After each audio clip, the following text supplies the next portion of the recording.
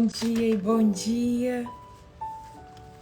Que a graça e a paz do nosso Senhor Jesus esteja sobre a vida de vocês. Bora para mais um dia que o Senhor Ele já fez.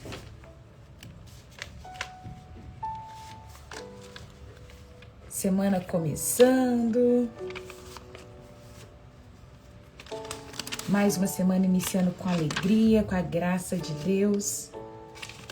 Socorro! Tô perdida na minha Bíblia. Uai, pra que lado que eu tô indo? Já fui pra Crônica, já fui pra Reis. Se não, não é Reis não, gente. 1 Samuel, capítulo 29. Que a graça do Senhor Jesus esteja sobre a casa de vocês, sobre a família de vocês. E que a gente possa se alinhar com o céu nessa manhã. Seja um alinhamento para nós darmos respostas, igual o céu ele dá resposta. Não sei como você começou o seu dia, mas nós temos mais um dia para poder agradecer ao Senhor, louvar e bendizer a Ele, pedir, Deus, me ensina a viver a realidade do céu, né? Viver a realidade do céu é olhar como Jesus olha, é ouvir como Jesus ouve e falar como Ele fala. Então, que hoje seja mais um dia de nós vivermos a realidade do céu sobre as nossas vidas. Amém? Enquanto a nossa turma vai entrando, vai chegando, vamos agradecer a Deus por mais um dia, pedir para que o Espírito dele possa falar aos nossos corações, em nome de Jesus. Vamos começar agradecendo ao Senhor. Pai, em nome do Senhor Jesus, eu quero te agradecer por mais um dia. Obrigado pela tua bondade, obrigado pelo teu amor, por tudo que o Senhor manifesta e faz na nossa vida. Nós somos gratos a ti, Deus. Pai, eu quero te louvar por cada família aqui representada, por cada casa. Peço para que o Senhor possa mesmo, Deus, sondar cada coração e vir com as particularidades do céu, Pai. Venha mesmo com uma porção santa, uma porção transformadora sobre a nossa vida. Cada um dos seus filhos, Pai, tem uma necessidade nesta manhã. Tem um pedido a Ti nesta manhã, que o Senhor possa trazer respostas na Tua palavra. Ela é viva, ela é eficaz, ela vem para transformar o nosso coração, Pai. Nós ainda estamos tão longe, Pai, de sermos parecidos com o Senhor, de realmente dar o outro lado da face sem se importar, sem nos ofender, Pai. Nós temos dificuldade ainda de nos humilharmos. Nós temos dificuldade, Pai amado, de considerar o nosso irmão superior a nós mesmos. Então vem nessa manhã, Pai, toca no nosso coração, toca na nossa mente, para que nós possamos ser parecidos com o Senhor. Nos ensina, Deus, a olhar como o Senhor olha, a ver como o Senhor vê, né, Pai? Ouvir e falar como o Senhor fala. Em nome do Senhor Jesus, esta é a Tua palavra. Peço para que ela fale ao nosso coração. Ela é atemporal, Pai. Ela aconteceu há muito tempo atrás. Ela falou ontem, ela fala hoje, ela vai continuar falando amanhã. Então, em nome de Jesus, eu peço para que o Senhor fique à vontade, que o Senhor me use conforme o Teu querer. Eu entendo, Pai amado, que eu sou somente uma torneira e que a fonte é o Senhor. Então, flua, Pai, nesta manhã aqui nesse lugar. Que o Senhor tenha liberdade em nome de Jesus. Não deixe eu falar de mim mesma, Pai. Não deixe eu falar daquilo que eu acho, daquilo que eu penso, mas que eu venha falar a Tua verdade em nome de Jesus. Em nome do Senhor Jesus. Amém. E amém. Se você tá com a sua Bíblia aí do lado, pegue a sua Bíblia, pegue o seu cafezinho, a sua xícara. Olha que fofa. Fofa, não é? Forte e corajosa. Seja forte e corajosa. Muito fofinho. Pega o seu cafezinho, o seu chá. Eu não sei se você aí vai ter chimarrão, mas pegue aí a sua bebida para nós começarmos o nosso devocional, olhando para a palavra, aquecendo o nosso coração. Amém? Que delícia, ficou muito bom. Ficou muito bom. Tem dia que eu erro a mão, mas tem dia que fica muito bom. Ainda bem que eu fiz o copo bem cheião.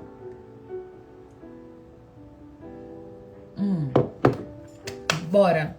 1 Samuel capítulo 29, versículo 1, nós vamos ver aqui o cenário, qual que é o contexto que estamos. Nós estamos no contexto seguinte: chegando ao final do livro de 1 Samuel, nós vamos encerrar mais um livro, para a glória de Deus. Gente, olha para você ver, já vamos encerrar mais um livro. E aqui nós vamos ver o momento em que Saul estava escondido em uma cidade filisteia. O povo filisteu era um povo totalmente oposto ao povo de Deus. Era um povo que o tempo todo estava em confronto com o povo de Deus.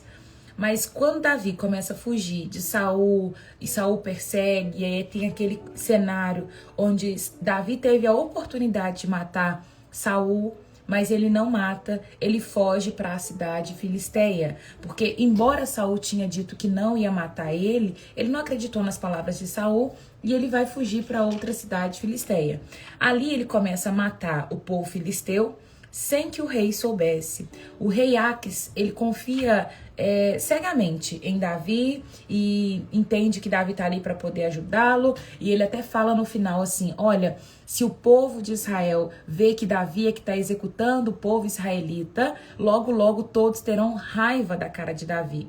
Só que toda vez que o rei Aques, ele pedia relatório para Davi, Davi falava que estava atacando um território israelita, quando na verdade ele estava atacando o próprio território filisteu. E nisso o rei não fica sabendo, e Davi ele continua seguindo a vida dele perfeitamente. Aí nós lemos o capítulo 28, que é o episódio onde Saul vai consultar os médiuns. Ele vai pedir para que uma pessoa buscasse por Samuel, que já tinha morrido, para que ele tivesse uma resposta. Só que a gente viu o perigo de pessoas agindo medo, o perigo de pessoas, elas no momento de pressão, esquecerem do Senhor, porque o Senhor não respondia a Saul. E o fato de Deus não responder Saul, ele vai buscar em todas as fontes. E essa foi uma das coisas que nós falamos na sexta-feira, né? O fato, às vezes, de nós querermos resolver com a força do nosso braço. A gente pede para Deus, Deus não vai dar no tempo que a gente quer, e ali a gente busca N fontes para chegar no lugar que nós queremos, quando na verdade Deus não quer aquela porta aberta na nossa vida. Nós precisamos estar afinados, né, sensíveis à voz de Deus, e uma das coisas que eu vou pedir para que vocês hoje comecem a pensar: o que é inegociável na minha vida? Quais são os meus princípios inegociáveis? É uma das coisas que eu ensino e pergunto para as minhas mentoreadas, para elas colocarem o que de fato é uma prioridade para você, o que de fato não dá para negociar de forma alguma. Aquilo que não dá para negociar, você tem que ter uma disciplina para chegar naquele lugar. Exemplo, a minha fé é inegociável, meu relacionamento com Deus é inegociável. E como que eu vou nutrir esse relacionamento? Com jejum, oração, leitura da palavra, meditação, louvando. Então eu tenho alguns pilares que sustentam esse meu inegociável. Se eu tenho pilares que sustentam o meu inegociável, mas eu não vou nutrir esses pilares, uma hora vai ruir e vai descer abaixo esse pilar inegociável. Então tem pessoas que vai falar que a saúde é inegociável. Ter uma boa saúde é inegociável. Ser saudável é inegociável. Mas não cuida da alimentação, não faz exercício físico, não tem uma rotina de sono boa, sabe? Não tem uma noite bem dormida, dorme de qualquer maneira, um dia dorme muito, outro dia dorme pouco. Como que você fala que ser saudável é inegociável para você? Então eu queria que você já colocasse aí no seu caderninho, se você estiver anotando, pensar naquilo que é inegociável para minha vida. O que é inegociável para mim? Que eu não negocio de forma alguma. Meu tempo com a família é inegociável para mim. Se você coloca que a família é inegociável para você, mas você não tem tempo de qualidade com as pessoas que moram na sua casa, tem alguma coisa errada. Então pensa o que é inegociável e coloca o que você precisa fazer para que o seu pilar inegociável ele esteja bom, tá? Relacionamento com Deus é o que vai nos afinar, é o que vai dar norte. E quando eu penso assim, eu anotei várias vezes os meus inegociáveis, penso, repenso, eu abro, vejo o que dá para poder explorar, o que não dá. E quando eu olho para os meus inegociáveis, eu vejo o que eu estou não fazendo e qual que é a consequência de eu não fazer aquele pilar. Exemplo, eu lido com pessoas todos os dias e eu ensino palavra. Se o meu relacionamento com Deus, ele tiver ruim, o que eu vou passar para vocês? Se o meu relacionamento com Deus não tiver afinado, qual que é a direção? Entende o perigo de eu não ter os meus pilares que sustenta o meu inegociável comunhão com Deus, ele pode trazer? Sabe? Então nós precisamos colocar, se de fato a sua família é um inegociável na sua vida, é aquilo que você não abre mão por nada. Você tem que olhar se você tem sustentado bem esse pilar da família. E se não tem sustentado, vai lá e reveja. Se os seus relacionamentos com amigos são inegociáveis, veja o que você faz para poder nutrir isso. E aí você vai colocar ponto por ponto e saber o que você pode melhorar no dia de hoje. Amém? Davi, ele está na terra filisteia, matando todo o povo filisteu e falando com o rei Aques, que era o rei dos filisteus, que ele estava matando o povo israelita. O contexto de Saul ter acabado de consultar um médio para saber qual que era a direção que ele precisava fazer. E ali ele vai ser infeliz naquilo que ele está fazendo, né? Porque a mulher tinha dito, olha, eu não posso consultar. Saul impediu que todos os médios trabalhassem dessa forma. E aí ele acaba indo em uma pessoa, procura ela e ela descobre que ele era o rei Saul.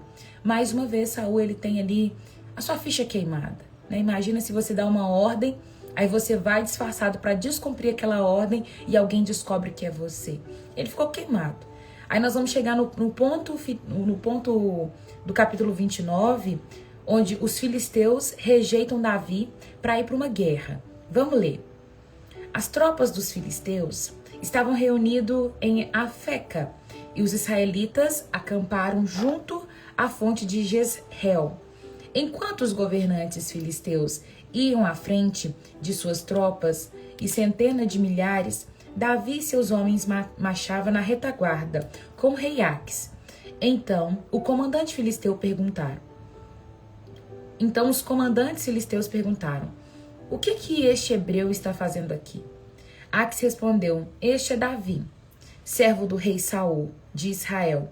Já faz tempo que ele está comigo, e desde o dia que chegou até aqui, não encontrei nele nenhuma falta. Porque o rei não sabia a verdade. Mas os comandantes filisteus se iraram. Mande de volta para a cidade que o Senhor deu para ele. Exigiram. Não pode ir para a guerra conosco. E se ele se voltar contra nós na batalha? E se tornar o nosso adversário?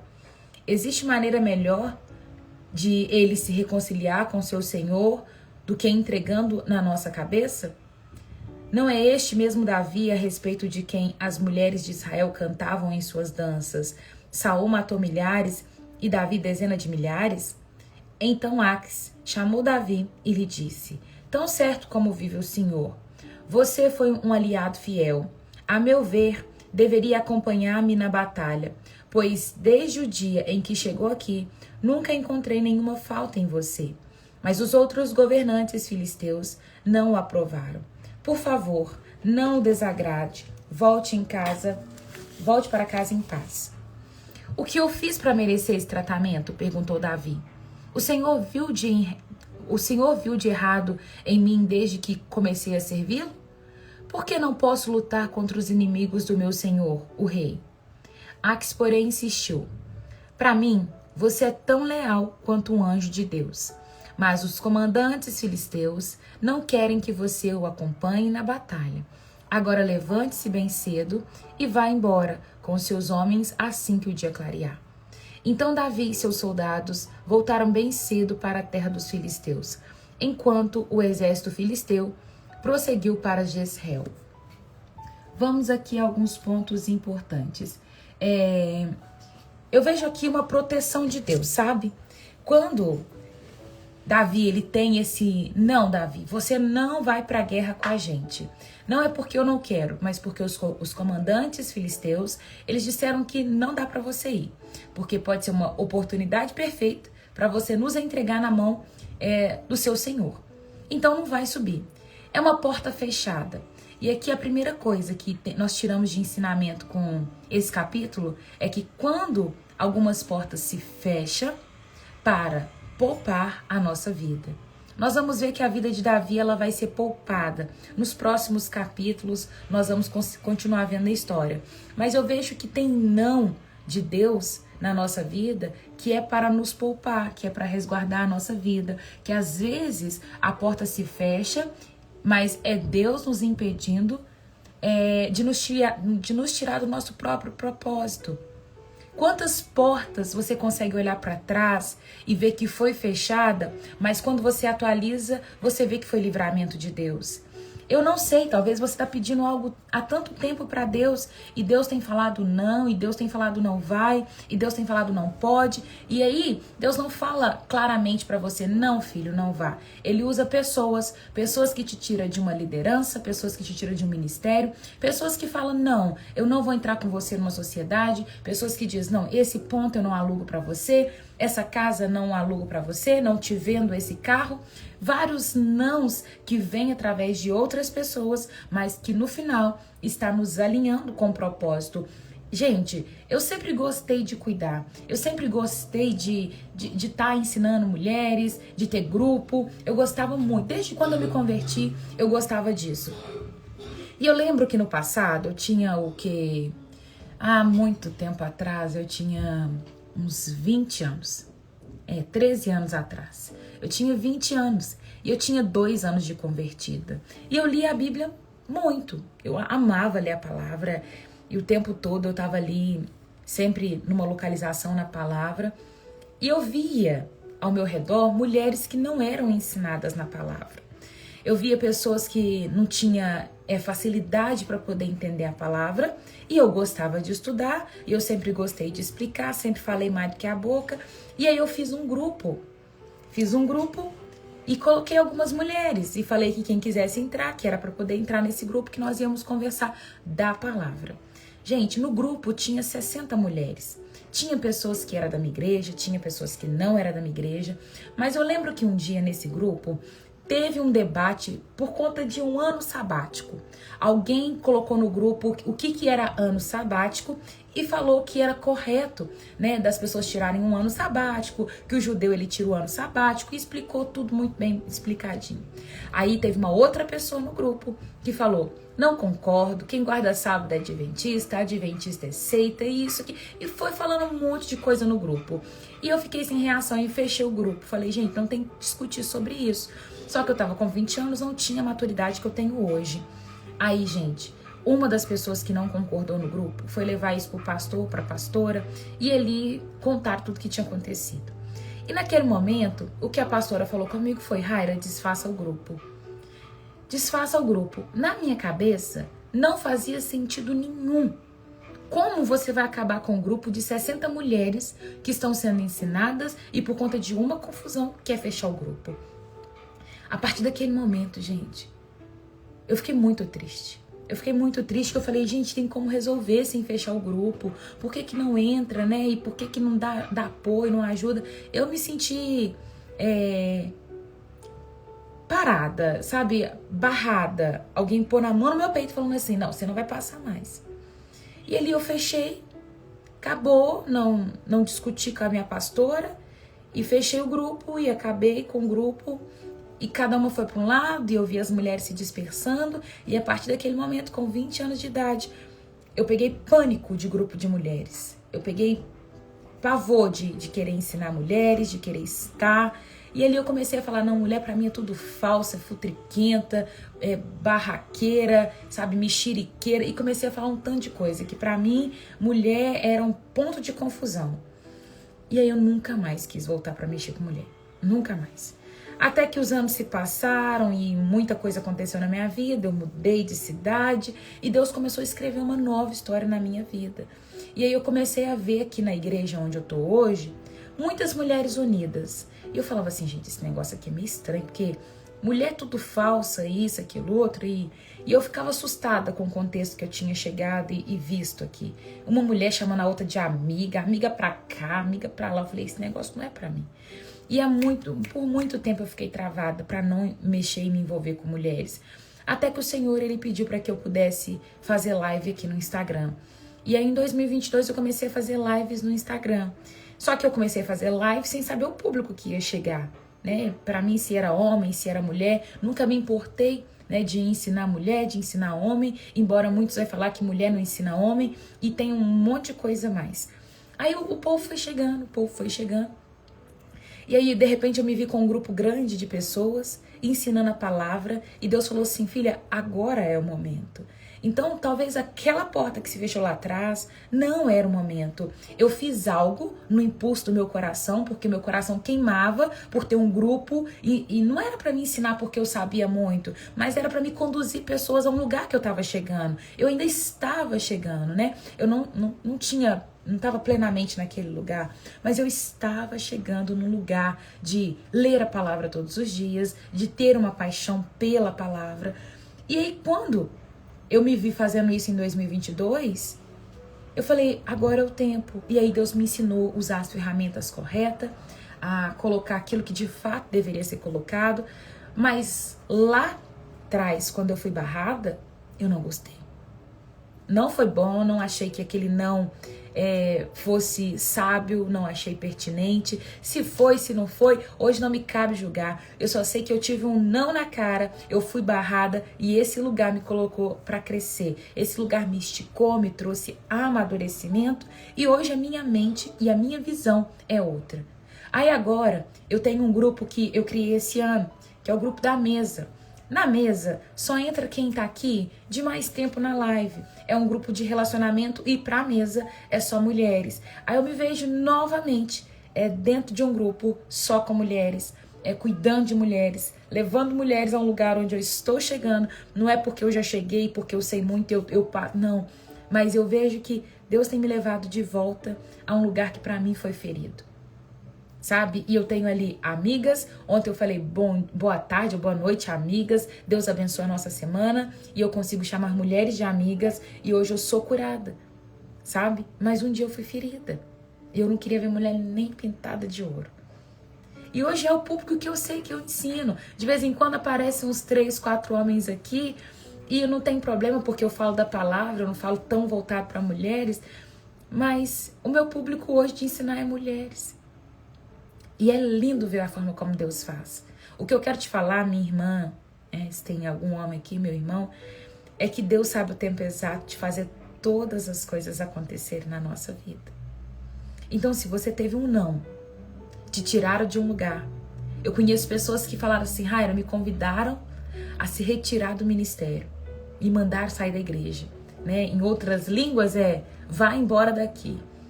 Eu falo, olha, não veja como aquela pessoa tá te mandando embora. Veja que o próprio Deus está te tirando daquele lugar. E Ele vai te plantar em outro. Então não tenha medo com os nãos de Deus, porque eles vão trazer crescimento, amadurecimento e vai te realinhar com o propósito. Escreva isso. Os nãos de Deus vêm para te amadurecer, te fazer crescer e te alinhar com o céu. Tá? É isso. Amadurecimento, crescimento e alinhamento. Você vai ficar, fininha com o Senhor. Viu? Então não chore. Canta, quem não chore, quem cuida de você não dorme. É isso? Não é isso não, mas é isso. Não chore, quem cuida de você não dorme. Davi, ele teve esse não, né? Deus não permitiu que o erro de Saul, de Davi, se tornasse irreversível. Ele poderia ir para a guerra e acabar matando muitos israelitas, porque o povo filisteu estava indo lutar contra Saul. E aí Deus fala assim, não, Davi, você não vai. Mas quando, na verdade, quem se levanta contra Davi eram os comandantes, né? Os oficiais de Aques, eles falaram, olha, Davi não vai com a gente. Mas eu vejo que era o próprio Deus dizendo para aqueles comandantes, não deixe Davi ir. Protegendo a vida de Saul, resguardando ele de um terrível mal, né? Um mal pior. Nem toda rejeição é falha, algumas são salvação disfarçada. Tem essa frase aqui e coloca isso aí, escreve isso nos comentários, porque quando a gente escreve, eu sempre falo para vocês escrever. Quando nós escrevemos, a chance de fixação ela é maior, tá? Nem toda rejeição é falha, algumas são salvação disfarçada. Nem toda rejeição é falha, né? Foi porque você errou, fez alguma coisa. Algumas são salvação disfarçada. Muito bom, né? Aí nós vamos pro capítulo 30. Davi extermina os amalequitas. 3 dias depois, quando Davi e seus homens chegaram à cidade de Ziclag, viram que os amalequitas haviam invadido Negueb e atacado Ziclag. Tinham destruído e queimado a cidade. Não mataram ninguém, mas tomaram como prisioneiro as mulheres, as crianças e os demais e foram embora. Quando Davi e seus homens viram a cidade queimada e se deram conta de que havia acontecido com suas mulheres e seus filhos e suas filhas, lamentaram e choraram em voz alta, até não aguentar mais. As 2 esposas de Davi, Ainoã e Jezreel e Abigail, a viúva de Nabal, do Carmelo, estavam entre os que foram capturados. Davi ficou muito aflito, pois os homens estavam amargurados por terem perdido seus filhos, suas filhas, e começaram a falar em apedrejá-lo. Mas Davi encontrou forças no Senhor, o seu Deus. Olha, a gente viu que por 1 ano e pouco, né, um ano e pouquinho, Davi estava ali servindo o rei Aques, e nesse tempo ele estava atacando cidades filisteias, mentindo para o rei Aques. Mas aí ele vai voltar para a cidade onde ele estava, e na hora que ele chega, os amalequitas tinham levado suas mulheres, seus filhos e suas filhas. O povo estava muito mal, e pelo povo chorar, lamentar, eles ameaçam apedrejar Davi. Aí Davi vai falar assim, olha, eu preciso consultar o Senhor, eu preciso buscar o meu Deus. Embora no cenário, né, no capítulos anteriores, no 27, Davi ele estava mentindo para o rei Aques, fazendo algo que Deus não agrada. Mas mesmo assim, Davi não se afastava do Senhor. Davi, ele errava, ele pecava, cometia, né, ali algo que Deus ele não gostava, mas o coração dele era muito inclinado a consultar o Senhor, em andar alinhado com Deus. Aqui não era um ponto de desobediência. Davi não estava desobedecendo a Deus. Davi errou, Davi pecou, como qualquer outro de nós. Pecamos, erramos, mas é isso que faz o coração de Davi ser igual ao coração de Deus, sabe? Deus chama ele Davi, homem segundo o meu coração, porque Davi tinha um coração rápido em arrependimento. Davi, ele calculava uma nova rota rapidamente, e essa rota incluía estar alinhado com Deus.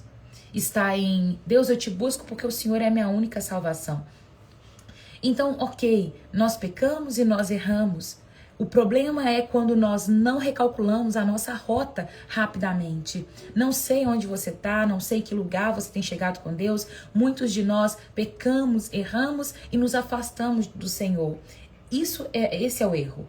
O erro é quando nós cometemos algo errado e ficamos longe do Senhor.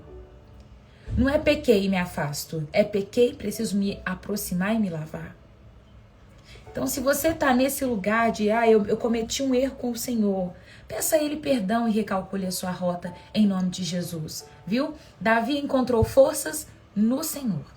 Então, disse ao sacerdote Abiatar, traga o colete sacerdotal. E Abiatar, filho de Aimeleque, o trouxe. Davi perguntou ao Senhor, devo perseguir esse bando de saqueadores? Conseguirei apanhá-los? E o Senhor lhe respondeu, sim, vá atrás deles, certamente conseguirá recuperar tudo que foi tomado de vocês. Davi consulta, Deus responde e ele vai agora para a ação. O Senhor lhe respondeu, versículo 9. Davi e os 600 homens partiram e chegaram ao ribeiro de Bessor. onde ficaram alguns deles. 200 dos homens estavam exaustos demais para atravessar o ribeiro, e Davi continuou a perseguição com 400 homens. No caminho encontraram um rapaz egípcio num campo, e o levaram até Davi. Deram-lhe um pouco de pão para comer e água para beber. Também lhe deram um pedaço de bolo de figo e 2 bolos de passa, pois fazia 3 dias e 3 noites que eles não comiam nem bebiam nada. Em pouco tempo recuperou as forças. Davi lhe perguntou: a quem você pertence e de onde você veio? Sou egípcio, um escravo de um amalequita, respondeu ele. Meu senhor me abençoou 3 dias atrás, porque fiquei doente. Estávamos voltando de um ataque aos querititas, no Neguebe, ao território de Judá, na terra de Calebe, e tínhamos queimado Ziclag. Você pode me levar até esse bando de saqueadores? Perguntou Davi. O rapaz respondeu: se o Senhor jurar por Deus que não me matará, nem me entregará ao meu Senhor, eu levarei até eles. O rapaz levou até os amalequitas. Estavam espalhados pelo campo, comendo, bebendo e festejando por causa da grande quantidade de bens que havia tomado da terra dos filisteus e da terra de Judá. Davi e seus homens massacraram os amalequitas, atacando-os durante toda a noite e todo o dia seguinte até o entardecer. Nenhum deles escapou, exceto 400 rapazes que fugiram montado em camelos. Davi recuperou tudo que os amalequitas haviam tomado e resgatou suas 2 esposas. Não faltava coisa alguma, nem pequena, nem grande, nem filho, nem filha, nem qualquer outra coisa que havia sido tomada. Davi trouxe tudo de volta. Também recuperou todos os rebanhos de seus companheiros e levaram à frente dos outros animais. Estes despojos pertencem a Davi, disseram. Então Davi voltou ao ribeiro de Bessor, onde estavam os 200 homens que tinham sido deixados para trás, porque estavam exaustos demais para acompanhá-lo. Saíram ao encontro de Davi e seus companheiros, e ele o cumprimentou com alegria. Contudo, entre os que tinham acompanhado Davi, havia alguns homens perversos que disseram: como eles não foram conosco, não devem receber nada dos despojos que recuperamos. Devolvam as esposas e os filhos dele e mande todos embora. Davi, porém, disse: não, meus irmãos, não sejam egoístas com aquilo que o Senhor nos deu. Ele nos guardou e nos ajudou a derrotar um bando de saqueadores que nos atacou. Quem lhes dará ouvido quando falam desse modo? Dividiremos igualmente entre os que foram à batalha e os que guardaram a bagagem. A partir daquele dia, Davi fez disso um decreto e um estatuto para Israel, e assim é até hoje. Quando Davi chegou a Ziclag, enviou parte dos despojos aos líderes de Judá, que eram seus amigos, e disse: eis um presente para vocês tirado dos inimigos do Senhor. O presente foram enviado ao povo das seguintes cidades: Betel, Ramote do Neguebe, Jatir, Aroer, Sifamote, Issuí, Recal, a cidade dos Jarramelitas e a cidade dos Queneus. Orma, isso aí também, esse outro nome chique, Atasse, Hebron e todos os outros lugares por onde Davi e seus homens haviam passado. Finalizamos o capítulo 30. Eu não sei quantos de vocês estavam aqui quando nós lemos lá no capítulo 16, 17, quando fala que Deus manda matar os amalequitas para não deixar vivo homens, mulheres, crianças, nada dos amalequitas. Não sei quantos de vocês estavam, mas naquele dia que eu estava explicando sobre esse capítulo, eu falei que quando a palavra ela fala mate tudo, não deixe ninguém vivo, incluindo crianças de colo, homens e mulheres, era uma linguagem militar. Por quê? Porque naquele momento Saul tinha ido e ele lutou e guerreou contra os amalequitas, e a palavra fala que Saul matou todos os amalequitas, não deixando ninguém vivo. E na época, eu falei que no capítulo 30 de 1 Samuel, a gente vê os amalequitas aqui de novo. E isso prova que era uma linguagem militar. Os amalequitas eram um povo terrível, gente. É aquele povo que o tempo todo perseguia Israel e o tempo todo queria matar Israel. É como se Deus falasse assim, olha, tem um serial killer solto. Você precisa matar esse serial killer ou, do contrário, ele vai continuar matando várias outras pessoas inocentes. Então, quando... Bom dia, Rubinha! Sua fofinha, linda da Dindinha. Até desconcentrei. Fofa, te amo. Quando os amalequitas, eles aparecem aqui no capítulo 30, a gente vê que, de fato, não foi todo mundo que morreu. O tempo já tinha passado, já tinha aqui passado quase uns 15 anos, e os amalequitas estão aqui bem vivinhos, tá?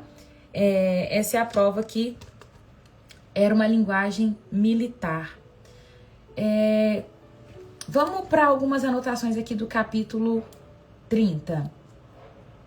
A gente vê Davi consultando o Senhor, Deus dá para ele um sinal de avanço, pode ir, estou com você. No meio do caminho, aparece alguém que sabia onde estava o acampamento dos saqueadores. Quantas vezes a gente vai ver na nossa vida Deus colocando alguns detalhes a mais para nos ajudar na missão que estamos fazendo? Você fala assim, olha, igual vou dar o exemplo do que eu vivo. Nossa, eu preciso gravar, por exemplo, um curso. E aí aparece alguém que trabalha com mídia social e fala, Raira, se você precisar de gravar, eu tenho um estúdio, isso e aquilo outro. É a mão de Deus, gente. Eu vejo que é a mão de Deus diante daquilo que a gente está fazendo e movendo. Supondo que eu estou escrevendo um livro e aí aparece alguém que tem uma editora e vai falar, Raira, se você quiser publicar o meu livro na sua editora, na minha editora, eu vou te ajudar. Então, quantas vezes na nossa vida nós vemos assim esses detalhes, às vezes parece pequeno, mas que é fundamental para a missão que nós estamos executando, sabe? Então olha ao seu redor e veja quantas maravilhas, quantos detalhes Deus tem colocado na sua vida para que você complete a missão. Então não desperdice alguém que encontra com você ao longo do dia.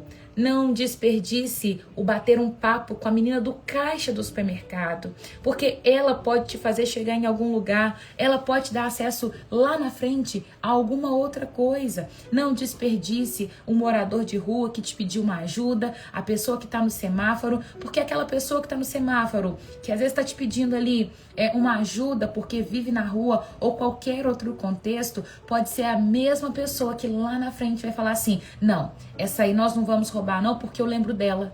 Ela foi simpática comigo no semáforo, ela me ajudou, sabe? Não despreze esses detalhes que Deus coloca no nosso dia. Nada acontece por acaso, sabe? Pode ser a pessoa mais simples. Não despreze essa pessoa. Mas fulano não tem conhecimento nenhum, Raira. Eu vou conversar o que a pessoa não sabe nem conversar. Olha, não despreze as pessoas que Deus coloca na sua vida, porque aquela pessoa que estava encontrando com Davi, o futuro rei de Israel, era um escravo fugido ali dos amalequitas. A palavra fala que ele tinha saído há 3 dias, estava com fome, com sede, ele não tinha nada. Era um escravo. E é esse escravo que vai fazer Davi resgatar suas esposas, os filhos, as mulheres, de todo aquele povo que havia sido roubado. É outro ensinamento, não despreze os detalhes que Deus coloca na sua vida.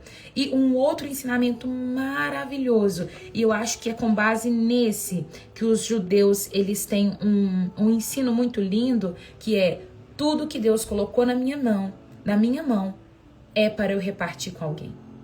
Tudo que Deus coloca na minha mão é para eu repartir com alguém. Quando eles retornam, os 400 que foram, eles vão falar assim, olha, esses 200 que ficaram aqui, que estavam lá sem força e não quiseram ir com a gente encontrar os saqueadores, eles não têm que receber despojo, não. Davi, dá para eles os filhos, as mulheres, devolva isso para ele e basta. Não temos que dividir despojos com ele, né? Porque era o ouro, a prata, o bronze, as riquezas que tinham sido pegas de volta. Ele tá falando, não vamos dividir isso aqui não.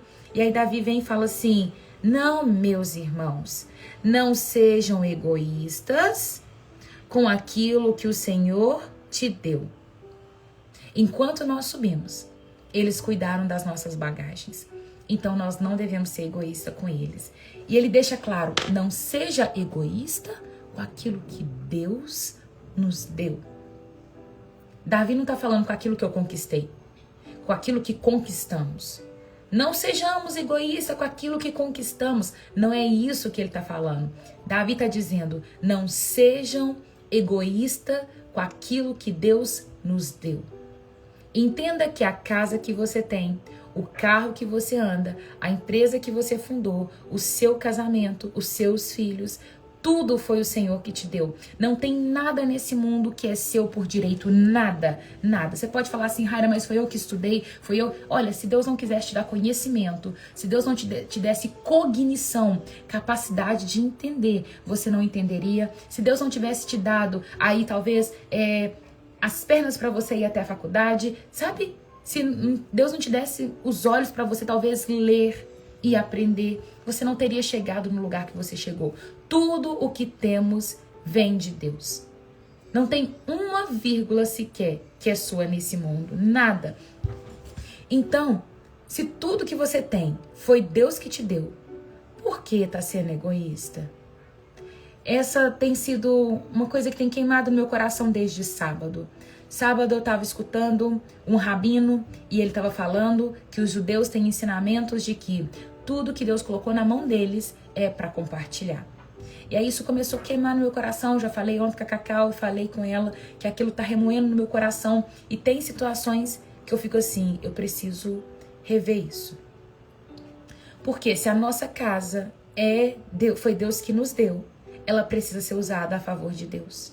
Se Deus te deu uma condição de vida a mais, não saiba que essa condição de vida a mais é para você ficar andando somente com as bolsas caras, maravilhosas que você tem, ou andar num bom carro. Não, querido. Não, querida. É para compartilhar. Sabe? É para compartilhar. Exemplo é a Janete, né, Janete? Janete é uma querida, uma fofa, que congrega na mesma igreja do que eu. A casa dela, gente, é uma maravilha. Você chega na casa da Janete, lá tem tudo. Tem mamão, mexerica, laranja, limão, couve, alface, cebolinha e um monte de coisa. Tem muita coisa mesmo. E toda vez Janete leva para a igreja aquele tanto de coisa para compartilhar com os irmãos. Eu não lembro quantas vezes eu vi a Janete chegando com jabuticaba em baldes e mais baldes para distribuir com as pessoas. Mexerica, aqui em casa acho que teve uns 2 meses que a gente comeu só a mexerica que ela deu. Mexerica e laranja, umas laranjas desse tamanho.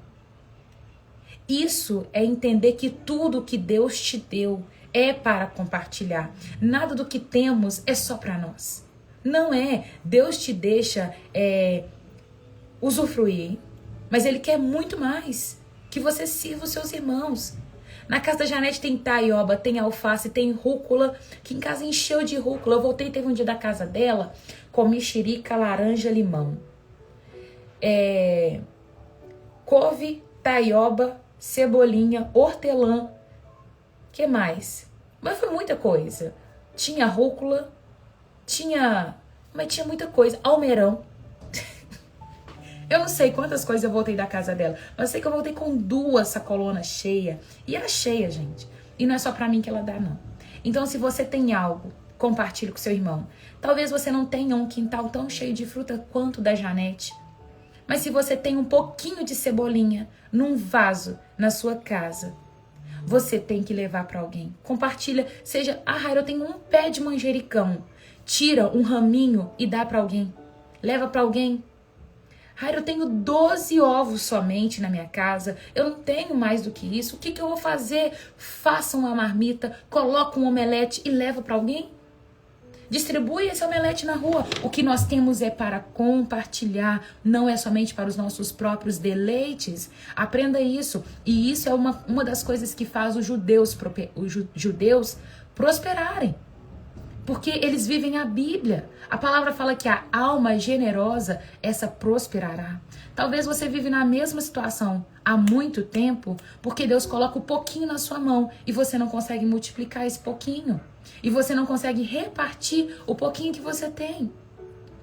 Não tem ninguém que não tenha nada, que não possa compartilhar. Raira, a minha geladeira tá vazia. Eu não tenho recursos. Você pode mandar uma oração para alguém. Você pode mandar uma música, enviar uma pregação para uma pessoa, mas tem gente que não consegue se mover em nada.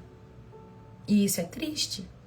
É triste porque nós precisamos trabalhar o nosso coração. Não acha que ele já nasceu assim generoso. Não acha que o nosso coração já nasceu assim dado. Não. Nosso coração não nasceu assim. Nós precisamos trabalhar, tá? Eu plantei acerola e mamão aqui em casa e divido com meus vizinhos, as crianças amam. Que delícia! O meu trabalho é ensinar e eu preciso cobrar por isso. Cobrar estaria errado desde que você aprenda a abençoar uma pessoa. Exemplo, eu dou mentorias, mas nessas mentorias tem um tanto de gente que faz comigo e não paga, entende? Das pessoas que fazem mentoria comigo e paga, só tem 2, entende? É isso. Porque o Senhor, ele vai me sustentar em todas as outras coisas. Aí, por exemplo, uma pessoa que dá aula, você dá aula, ensina crianças, abençoa uma criança. Escolhe uma criança carente que os pais não têm a condição de ensinar e ensine essa criança. Você já vai estar fazendo muito. Entendeu? É isso. Esse é o terceiro ensinamento que nós tiramos do capítulo 30. E quando chega no capítulo 31, nós vemos a morte de Saul.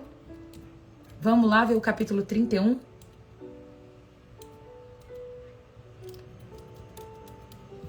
Capítulo 31. Enquanto isso, os filisteus atacaram Israel. Os israelitas fugiram deles. Muitos foram mortos nas encostas do monte de Giboa. Os filisteus cercaram Saul e seus filhos e mataram 3 deles, Jonatas, Abinadab e Malquizoa. O combate se tornou cada vez mais intenso em volta de Saul, e os arqueiros filisteus o alcançaram e o feriram gravemente. Saul disse ao seu escudeiro: pegue a sua espada e mate-me, para que esses filisteus incircuncisos venha, não me torture e zombem de mim. Mas o escudeiro teve medo e não quis matá-lo. Então Saul pegou sua própria espada e se lançou sobre ela. Matou. Quando viu que Saul estava morto, o escudeiro se lançou sobre sua espada e morreu ao lado do rei. Foi assim que Saul e seus 3 filhos, seu escudeiro e seus soldados morreram juntos naquele mesmo dia. Quando os israelitas do outro lado do vale de Jezreel, além do Jordão, souberam que o exército israelita havia fugido e que Saul e seus filhos estavam mortos, abandonaram suas cidades e fugiram. Então os filisteus vieram e ocuparam essas cidades. No dia seguinte, quando os filisteus foram saquear, os mortos encontraram o corpo de Saul e seus 3 filhos no monte Giboa. Cortaram a cabeça de Saul e removeram sua armadura. Então anunciaram o ocorrido no templo de seus ídolos e ao seu povo de toda a terra da Filistia. Colocaram a armadura de Saul no templo de Astarote e penduraram o corpo no muro da cidade de Bet-San.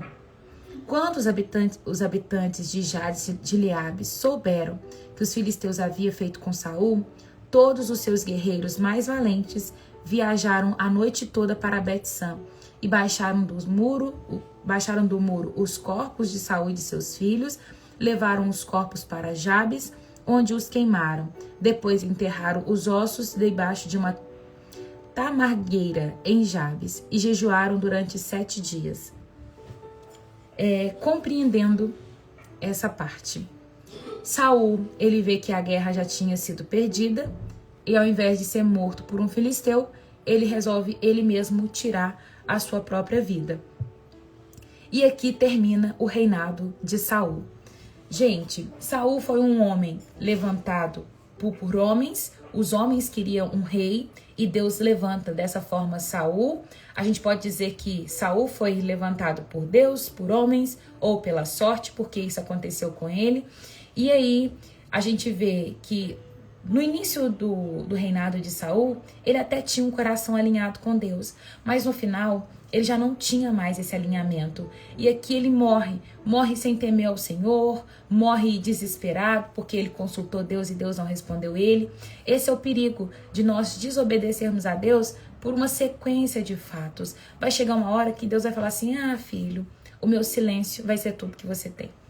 Então, cultive seu relacionamento com Deus, esteja alinhado. Se Deus te pediu 70, dê 70. Se Deus te pediu 50, dê 50. Não tenta negociar com Deus, porque Deus, uma das coisas que Ele mais agrada é a obediência. Hoje eu estava lendo Provérbios 21 e um dos versículos que diz, eu acho que é no versículo 3, bem no início, vai falar que Deus, Ele agrada muito mais de obediência do que de sacrifício. Tem muitas pessoas querendo entregar jejuns e mais jejuns infindáveis para o Senhor, mas quando na verdade não conseguiram cumprir ainda o último comando que Deus deu. Não queira você sacrificar a sua carne, a sua vida, todo o seu ser, quando na verdade você não é fiel em obediência ao Senhor. Deus não se agrada de sacrifício antes da obediência, tá? É bom você fazer jejum, é bom você entregar sim, queimar a sua carne, mas sem obedecer ao Senhor não vai adiantar de muita coisa. Versículo 3, capítulo 21, versículo 3 de Provérbios. O Senhor se agrada mais ao fazermos o que é certo e justo do que oferecer sacrifícios.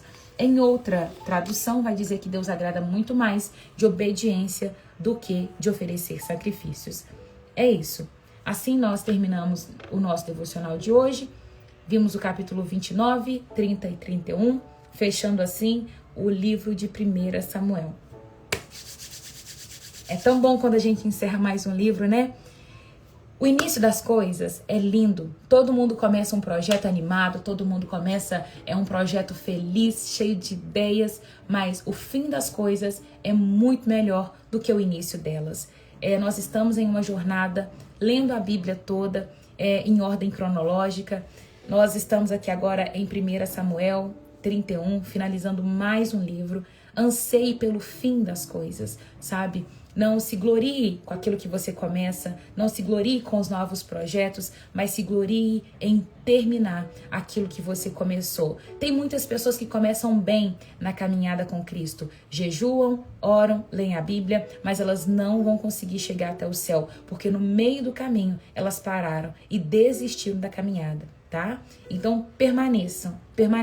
O maior efeito de que o fim das coisas é melhor do que o início é a nossa prova de comunhão com Deus e quando Jesus voltar. Porque quando Jesus voltar, aí será o fim dessa vida aqui na terra e será início de uma vida com Ele até a eternidade, tá?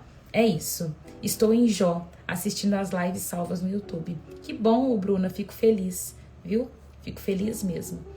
O nosso devocional começa às 8 horas, mas nós temos um grupo no WhatsApp, onde eu sempre mando o horário que eu vou começar.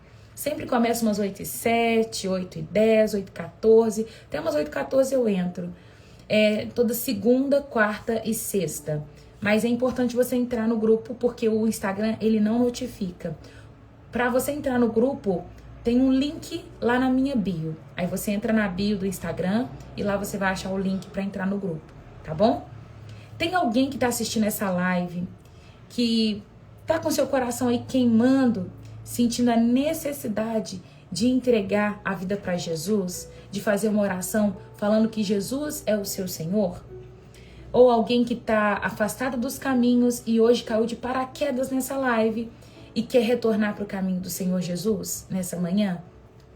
Se você quer aceitá-lo como seu Senhor ou se você quer reconciliá-lo, você vai escrever assim: Senhor Jesus, eu te aceito como meu único e suficiente Senhor. Esses são para os que vão fazer essa oração pela primeira vez.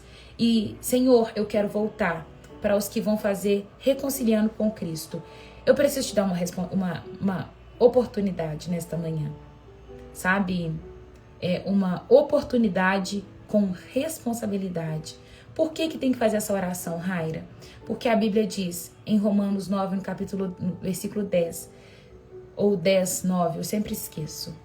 Se com sua boca, se com seu coração você crê que Jesus ressuscitou dentre os mortos e com sua boca você confessar, você será salvo. Todos são criaturas de Deus, mas filho é somente aquele que aceita Jesus como Senhor. Então talvez essa é a sua oportunidade de hoje. Se você quer fazer essa oração, escreva nos comentários. Se você vai assistir essa live depois, deixa nos comentários, que eu vou orar por você. Não fique com vergonha, sabe? Maior vergonha é você chegar um dia lá em cima, querer entrar e ele falar assim: apartai de mim, não te conheço, não sei quem você é. Deus, mas eu não tive oportunidade. Ele vai lembrar assim: teve uma live que a Raira fez e você teve a oportunidade de me aceitar e você não quis. Nós não sabemos qual vai ser o nosso último dia, mas nós precisamos ter uma certeza de que estamos salvos. Se você é salvo, você coloca: eu sou salvo. E assim terminamos o nosso devocional. Mão no coração, você que já é salvo, feche seus olhos e diga assim: Senhor, muito obrigada por esta palavra, que ela possa germinar em meu coração e no tempo certo produzir muitos frutos.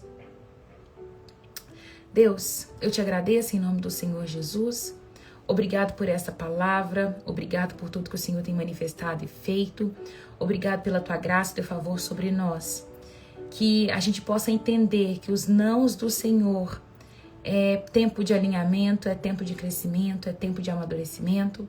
Que possamos te buscar para que encontremos força, que possamos estar alinhados com o Senhor e não desperdiçar as oportunidades que o Senhor coloca na nossa vida. Porque o fim, Pai, de uma vida sem o Senhor é a morte. Assim como Saul, ele termina a sua vida, Pai, totalmente desalinhado. Nós não queremos viver isso, Pai. Antes, alinha o nosso coração, revigora a nossa alma e nos coloca firmado, Pai, na rocha que é o Senhor, em nome de Jesus. Em nome do Senhor Jesus. Nós te louvamos e te agradecemos. Amém. E amém. Deus abençoe a vida de vocês. Gente, desculpa. Hoje, a minha mente não tá funcionando bem. Minha mente tá toda embaralhada. Mas pensa na mente toda embaralhada. Foi bem difícil chegar até o final, sabe? Eu penso numa palavra, falo outra. As palavras estão sumindo. Não sei o que está acontecendo ainda. Mas eu tava lendo e me deu um desespero porque eu não tava conseguindo ler. Não sei o que tá acontecendo. Orem por mim. Sabe quando a mente fica toda revirada? Eu tô assim, com a mente revirada. Eu sei as palavras para usar, mas aí na hora que eu vou usar a palavra, a receita... aí viu? Eu tô lendo o comentário. A palavra some. É bem isso. Não sei. Não sei o que está acontecendo, mas me perdoa pelos erros de hoje, tá? A receita... Eu olhei dessas receitas da internet. Você bater morango do amor no pesquisado do Instagram, você vai achar um zilhão de receita, não tem erro não. Leite condensado, creme de leite, eu coloquei 40 gramas de leite em pó, manteiga para poder fazer um brigadeiro. Aí eu fiz aquele brigadeiro, você deixa esfriar, tem que ficar com um ponto bom, bem durinho. Aí esfriou, ele bem frio, você começa a enrolar. Aí enrola nos morangos sequinhos, depois faz a calda. A calda eu coloquei 2 xícaras de açúcar, 2 colheres de vinagre, meia xícara de água. Mas eu tô falando assim, mas no fundo eu sempre coloco um pouquinho de água a mais, um pouquinho de açúcar a mais, e assim vai, tá?